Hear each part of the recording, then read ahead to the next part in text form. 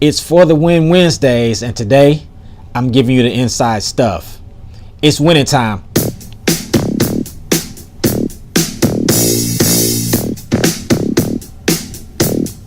It's the LinkedIn for the Win podcast. I am Brett Scott at your service. Today, I'm going to walk you through the recruiting process. This is really the inside stuff, guys.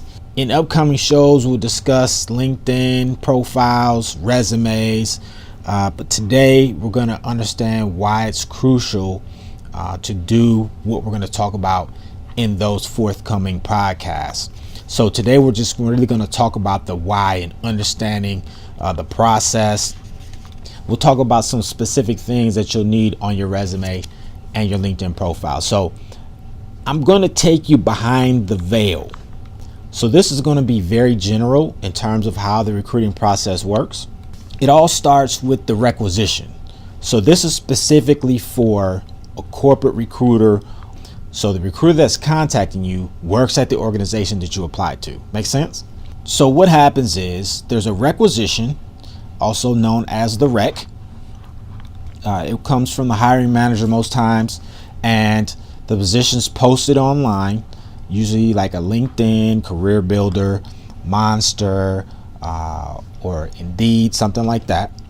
The applications go into the ATS, and it's similar to a CRM. So if you have worked in customer service or in sales previously, you'll know what I mean by that. So it's kind of where all the applications are stored.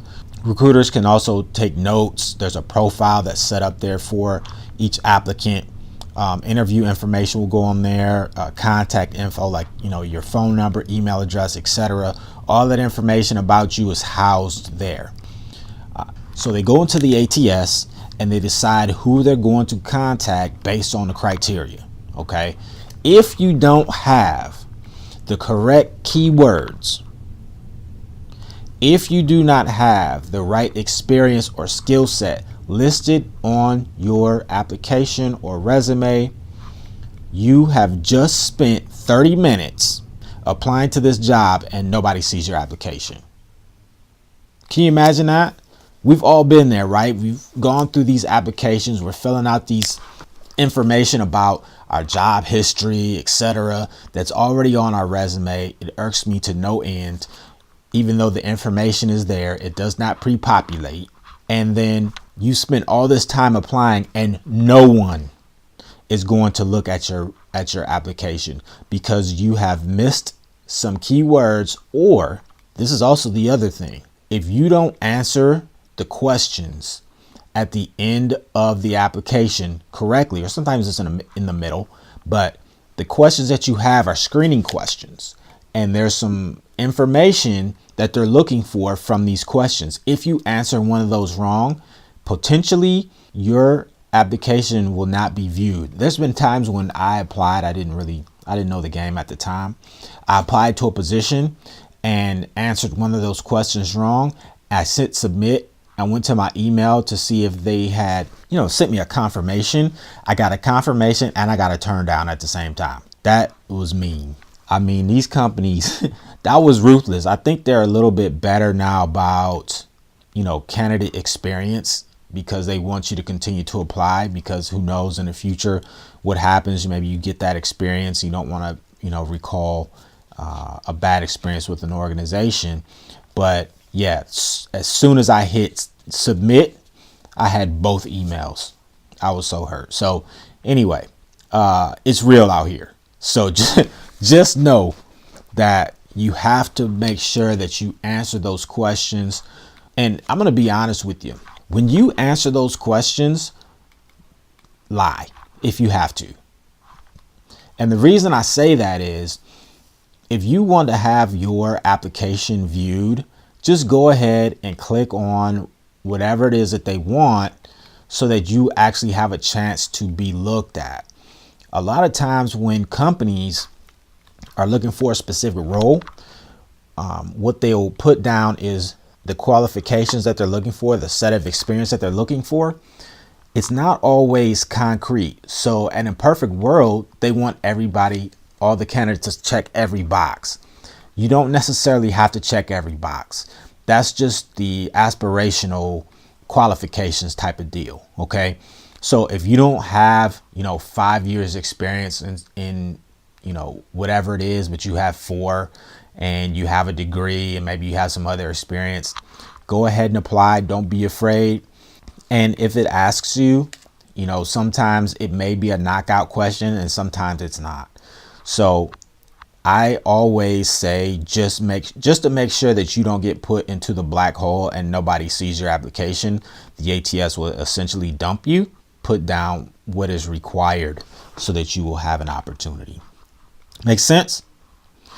Okay, so the recruiters will call based on criteria and reach out to individuals to schedule a phone interview, or sometimes it may be a Skype interview. Now, there's another scenario that happens where maybe the candidate flow isn't good or the applicant flow isn't good, so they're not getting either enough applications in with the good quality applicants, and they have to go out and actively look for candidates, and that's called sourcing. So sourcing is essentially just searching for candidates that fit the profile that they're looking for. It's I liken it to kind of what you do with online dating.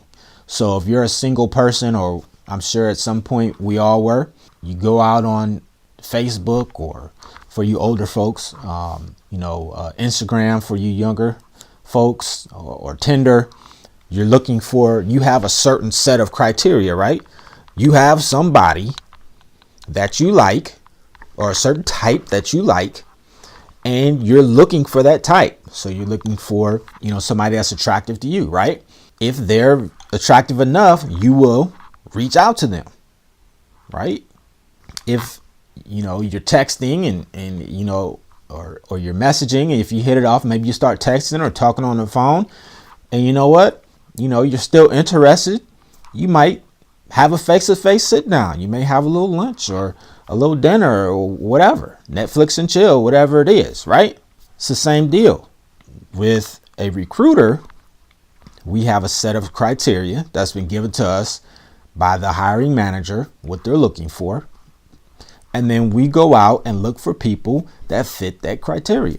If we like what we see in their resume or their profile, what have you, we will reach out to them, set up a phone interview.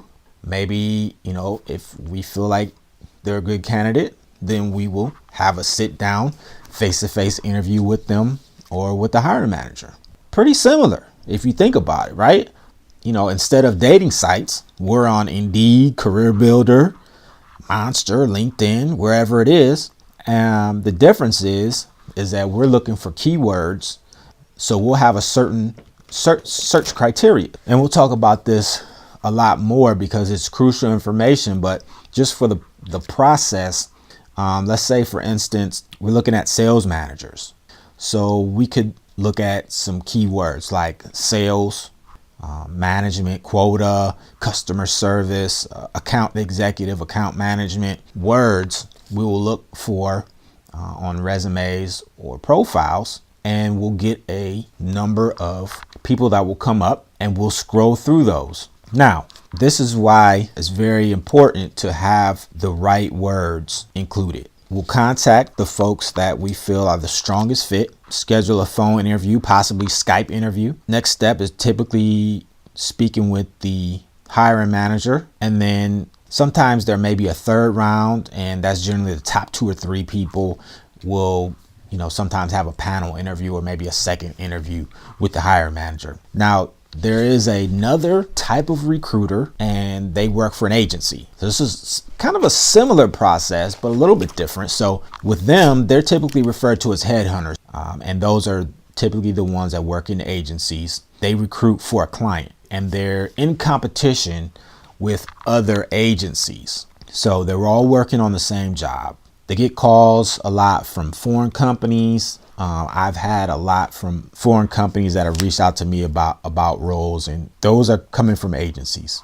Because they're all competing for talent, they source really hard. So they go hard on the source. They're really scrubbing these databases for candidates because they don't want to wait for these apps to roll in. A lot of times companies outsource for positions because they need them filled quickly and they don't have the manpower to dedicate to that search. So once you speak to a recruiter, they will typically phone screen you, sometimes right then on the first call. Most of the time it's either a phone screen, sometimes it's Skype, rarely. I've had that. They will submit you to the client. Sometimes I've been called multiple times for the same position. I have to tell them I've already been submitted for this role. So you have to watch out for that because you don't want to be submitted more than once. It's a bad look for the recruiters. So you want to maintain a good relationship with them because they may think of you for another role in the future, right? So if it's an entry level role and you've applied somewhere, you can get hired right on the spot. If you have a face-to-face type of deal where they call you in, they may call you instead of doing a face interview. They say, come on in, and they'll hire you there, and you'll start with a large group of folks. Typically, these are contract roles. They could be permanent sometimes, but a lot of times they're contract positions. And a contract position, if you don't know what that is, it's like a temp role, but it's kind of the professional, prestigious term for a temporary position. If you are a contract or temp, you're actually paid by the agency instead of the company that you will be working for. Typically, those are a little bit more in terms of pay because there's no benefits. So you'll be making a little bit more money, and that can be good depending on your situation, right? The hiring process typically shorter for these because they're really high priority positions. There's the phone screen, there's typically a referral to the hiring manager, and then an in-person interview and a decision. Generally, that's it. So there is a bit of difference there, but a lot of similarities. And the biggest similarity is sourcing. And the best way to get a job is to be found and recruited. That is the inside stuff. If you have a topic that you want me to cover, you can hit me up on LinkedIn. Of course, my name is Brett Scott, MBA, or you can email me.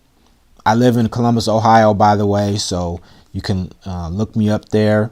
I have a new podcast email. It's LinkedInFTWpodcast@gmail.com. I know it's long. Don't talk about me. I couldn't find, so they had the other ones taken. I was going to use something really short and it was gone. So it is what it is. You know how it is. But once you put it in one time, it's really easy. From there, you just have to type in a couple letters and your browser should hook you up. So come back next Wednesday. I'll be dropping another podcast for the Win Wednesdays. Thanks for checking in with me. We'll be back with some great information. We'll be talking about resumes, LinkedIn profiles, and more coming up. We'll have some awesome interviews I'm efforting to line up for us. So it should be awesome, informative discussion. So again, this is the LinkedIn for the Win podcast. Let's go out there and win, guys. It's winning time.